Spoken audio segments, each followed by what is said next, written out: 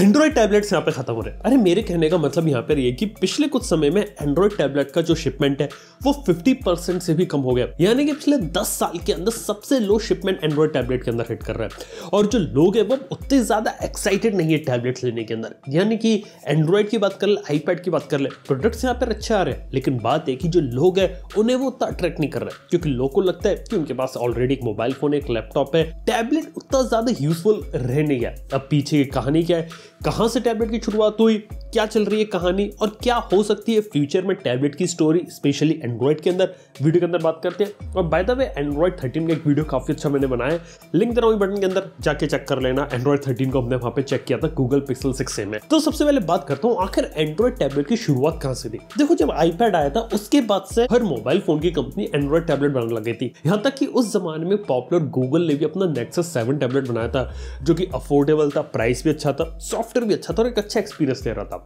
और देखा जाए तो 2013, 14, 15 एक ऐसा टाइम था जब इंडिया में टैबलेट्स की बाढ़ आ गई थी। हर दूसरी तीसरी कंपनी यहाँ पे अपना टैबलेट निकाल रही थी। पता है पीछे का रीजन क्या है? इंपोर्ट ड्यूटीज इतनी ज्यादा नहीं थी, इंडिया में टैबलेट लॉन्च करना आसान था और मेजॉरिटी टैबलेट अब इंडिया में बनते ही नहीं थे। चाइना, फिलीपींस, वियतनाम यहाँ सबसे आते थे और इंडिया में बिकते थे। और देखा है तो जैसे स्मार्टफोन रिवोल्यूशन आया था ना, ऐसे एक छोटा सा टैबलेट रिवोल्यूशन भी आ गया था, जिसके चक्कर में यहाँ पर ये हुआ कि यहाँ पे जितने भी टैबलेट इंडिया में देखने को मिलते हैं ना, उनकी कीमतें भी कम थी और साथ ही साथ क्वांटिटी, वैरायटी भी ज्यादा थी। लेकिन पता है प्रॉब्लम क्या थी यार? एक्सपीरियंस खराब था, डिस्प्ले कई टैबलेट्स पे खराब था, कुछ कॉलिंग टैबलेट आते थे तो उनके अंदर आपको उतने फीचर्स देखने को नहीं मिलते थे, किसी के अंदर एंड्रॉइड का अपडेट कभी नहीं आता था, किसी के अंदर प्रोसेसर अच्छा नहीं होता था, कई बार तो सॉफ्टवेयर ऐसा लगता था कि वही मोबाइल वाला उसी को खींच कर उन्होंने बड़ा कर दिया, इससे ज्यादा चीजें नहीं लगती थी। और उसके बाद में जब रिस्ट्रिक्शंस वगैरह थोड़ी ज्यादा होगी और मेक इन इंडिया को प्रमोट किया कि इंडिया में ही चीजें बनाई है, उसके बाद टैबलेट्स जो थे जो बाहर से इंपोर्ट होकर आते थे वो खत्म होते चले गए। ये एक चीज शुरुआत में चल रही थी, लेकिन फिर भी देखा तो कुछ कंपनीज जिंदा थी। एप्पल अपना आईपैड लेके आ रही थी, डेफिनेटली क्वालिटी काफी अच्छी देता है, आईपैड ओएस का यहाँ पे एक अच्छा सपोर्ट देता है। ऐसे ही बात करें सैमसंग अपने गैलेक्सी टैबलेट को प्रमोट कर रही थी, यानी किसी को अगर एक महंगा प्रीमियम ब्रांड में एक बहुत ही फर्स्ट क्लास टैबलेट लेना है, एंड्रॉइड में सैमसंग है, iOS में एप्पल देखने को मिल रहा है, काफी अच्छी चीज है। लेकिन बात यहाँ पर आती है कि टैबलेट की रिक्वायरमेंट फिर से ज्यादा होती है जब शुरू होता है 2020, यानी कि पैंडेमिक।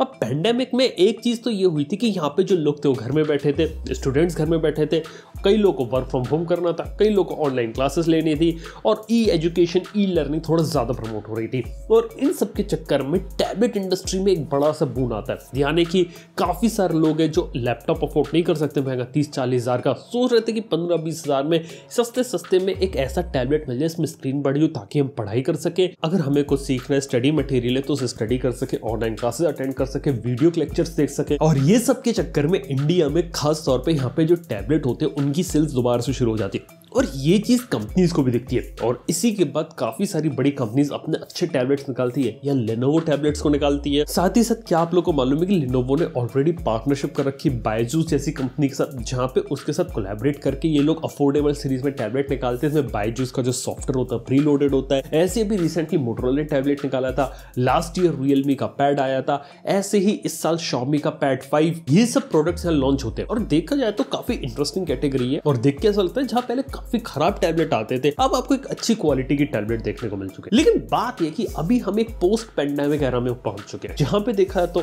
स्कूल्स भी ओपन हो चुके, ऑफिसेज भी ओपन हो चुके और उतनी ज्यादा रिक्वायरमेंट नहीं है। और वहीं अगर मैं टैबलेट को अगर स्मार्टफोन से कंपेयर करूं, देखो एक मोबाइल फोन कॉम्पैक्ट होता है, हैंडी होता है, जेब में रख के कैरी कर सकते हो, टैबलेट को आप नहीं कैरी कर सकते। कई टैबलेट में सिम नहीं लगती और सिम लगी तो कॉलिंग के लिए इतना बड़ा उठाओगे।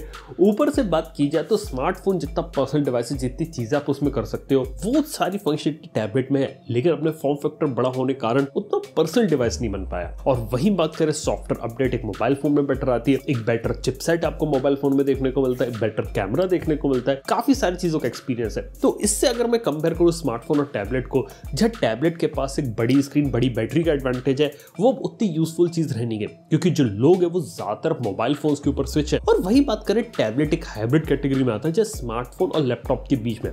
लेकिन जब काम करने की बारी बारी आती है तो टैबलेट उतना ज़्यादा प्रोडक्टिव भी नहीं होता है।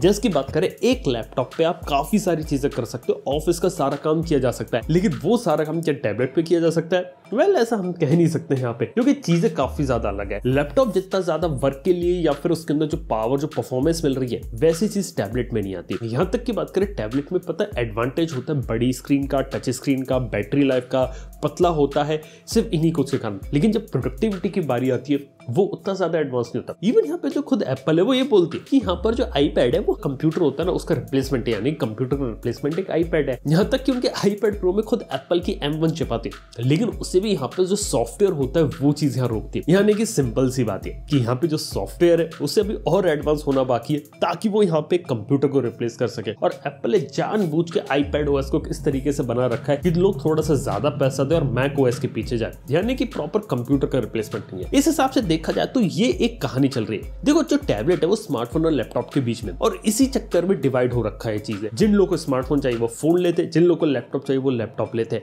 ऐसी जनता काफी कम बची है जो आपको टैबलेट देखने को मिले, और यही एक दिक्कत है। अब देखो आने वाले फ्यूचर में क्या रहेगा। देखो, जब डिमांड कम रहेगी तो लिमिटेड प्रोडक्ट्स लॉन्च होंगे, और हो सकता है कि अन्य अच्छी क्वालिटी की प्रोडक्ट्स को लॉन्च करना पड़े, ताकि जो लोग हैं दोबारा से लैपटॉप स्मार्टफोन के ऊपर ना जाए, और जिन लोगों को सच में जरूरत है टैबलेट की वो लोगों से ले। इसीलिए देखा तो यहाँ पे गूगल अपने खुद एंड्रॉइड 12L पे काम कर रही थी, एंड्रॉइड 13 में भी लोग टैबलेट पे काम कर रहे हैं, अगले साल का पिक्सल टैबलेट लाने वाले। और ये भी देख रहे किस तरीके से उनकी जो एप्स रहती है वो ऑप्टिमाइज हो बड़ी स्क्रीन के एक्सपीरियंस के लिए, ताकि टैबलेट की कैटेगरी इंक्रीज की जा सके।